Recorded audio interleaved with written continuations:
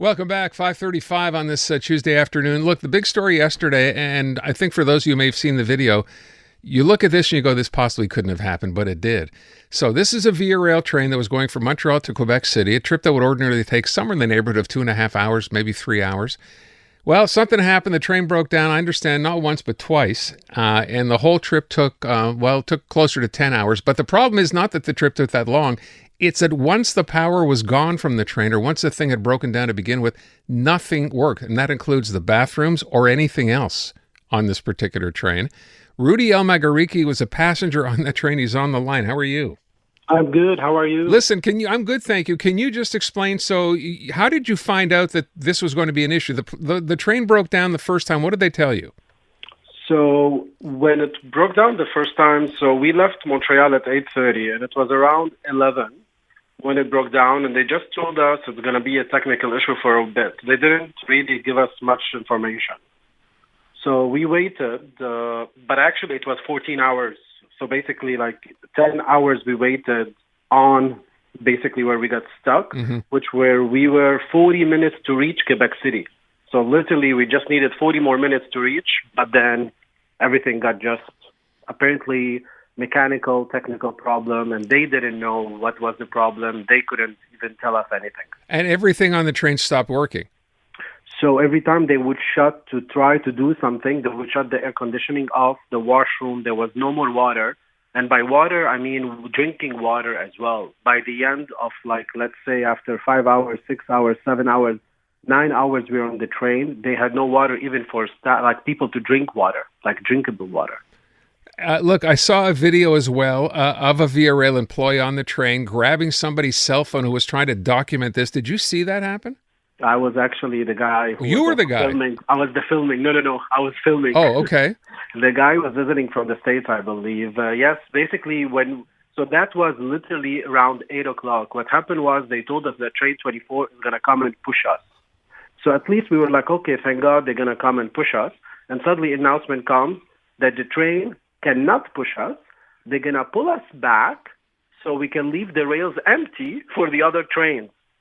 And that's where we got mad, to be honest. After 9 hours, we're stuck there. So we were saying, we need to get out.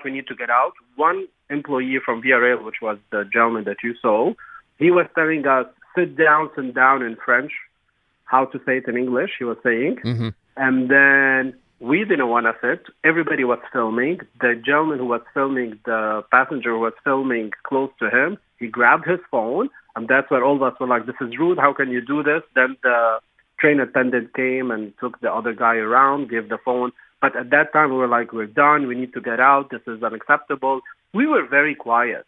Honestly, 9 hours we were stuck. So you were never able to actually get off the train until you eventually got to Quebec City? Until they evacuate us from train 622 to train 24. Basically, they opened the doors in the end at 9 o'clock. They opened the doors between the two trains parallel to each other, and they evacuate us from one door to another door. And what time did you get to Quebec City? 10:15. From 8:30 in the morning? Correct. 10:15 at night. All right. So that's the story. Rudy, stay where you are. Denis Boucher has the very unenviable task of trying to explain from Via Rail's perspective. You're the Director of Government and Indigenous Relations at Via. You already know the story. You heard this from someone who was there. There are a lot of questions here. Number one, with why once the train broke down, were they simply not able to get off the train or get a shuttle bus or do something to get them to Quebec City? What happened? Okay.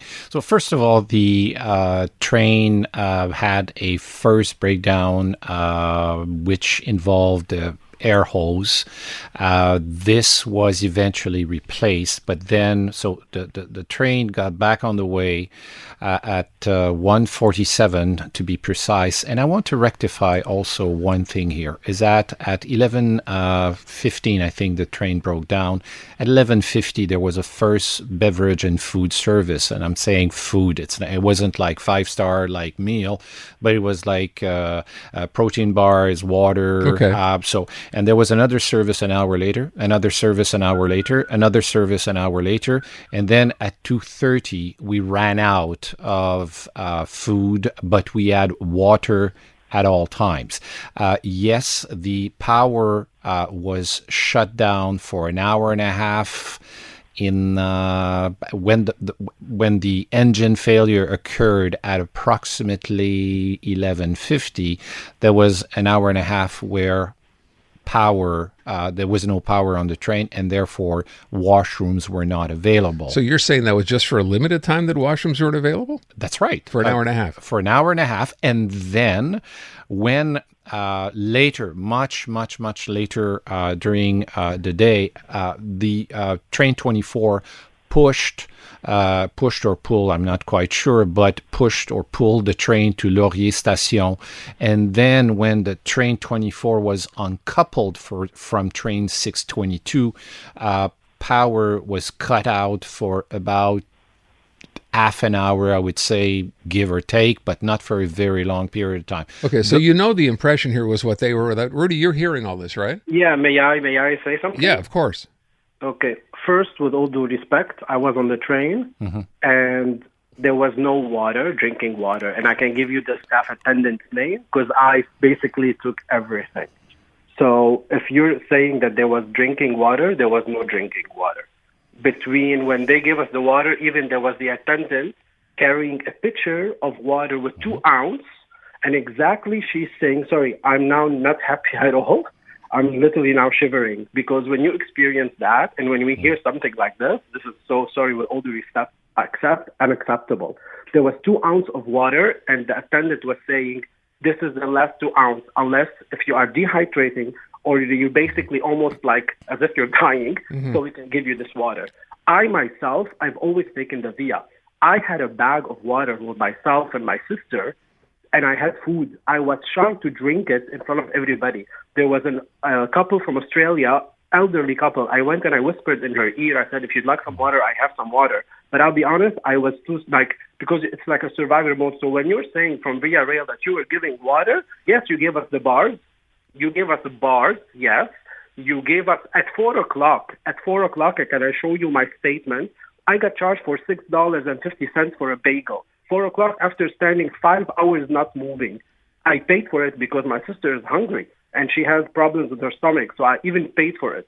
Okay. So it's not about also the money, it's about the principle. Where are we? And look, I mean, it's clear that Via dropped the ball on this. I don't think anyone could say otherwise. And I appreciate, you're saying what you were told happened. Here's someone who was on the train.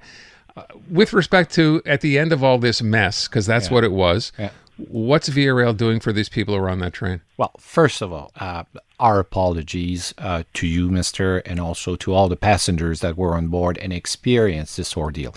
I think, first of all, that's what we owe to passengers is to apologize for what took way too long.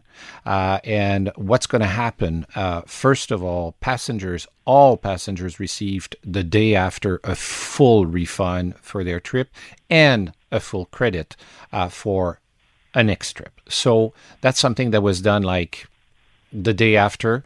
So that's done. And also, again, our apologies because, yes, we do realize that it was too long. We think that we can do better.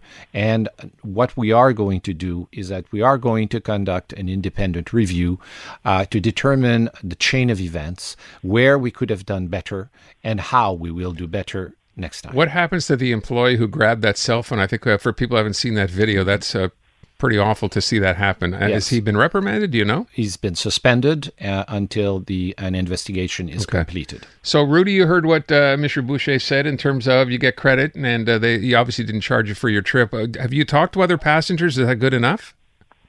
I mean, we actually have a group on WhatsApp, and actually yesterday, some of us came back at train 39 from Quebec City to Montreal. We were laughing because that email, with all due respect, yes, we received it. Just to clarify, it was a refund of the one way, so it's not even the full trip. So we actually paid back the Quebec City to Montreal. And also, it's not about just the compensation for the actual money. It's more about what we went through morally and mentally. And I do believe that Via Rail should, with all due respect, have a better compensation, not about just the monetary, because of the moral what we went through. Beyond, and I understand that, and I can certainly, I can't because I wasn't on the train, but I can't imagine what it would have been like to be spending an entire day on the train, not know when you were going to get there, and the issues you had with the bathroom, the power, and the food, and everything else. What would you want to get from Via Rail? I mean, even the credit that they gave us, let's say I live here, I live in Montreal, although some people, they don't even live here because they were overseas. But even if it's something to motivate us to take, again, the train, which, again, like I said, I always take the Via, but to motivate us, even the credit should have been way more credit to say, okay, at least even for a year, I'm excited to go with Via. Not a credit of, I'm not going to say the amount. Okay. Look, I appreciate that, Via Rail is dealing with this. This is not an easy situation. I think it's more of a black eye for Via than anything else. As bad as it was for the passengers, it doesn't make Via look very good. Hey, So may at I the end say of it, just yeah, one please. last thing? Yeah. Sorry. By the way, Train 24 pulled Train 622 because we were told when we went back yesterday that the new trains that are built by Siemens do not push each other. So correct me if I'm wrong from Via Rail, because that's what we were told. Pull, push, whatever. I guess the question was at the beginning when it was apparent that, this train was stuck, was it not possible to get a shuttle bus to pick these people up and just take them the rest of the way to Quebec City?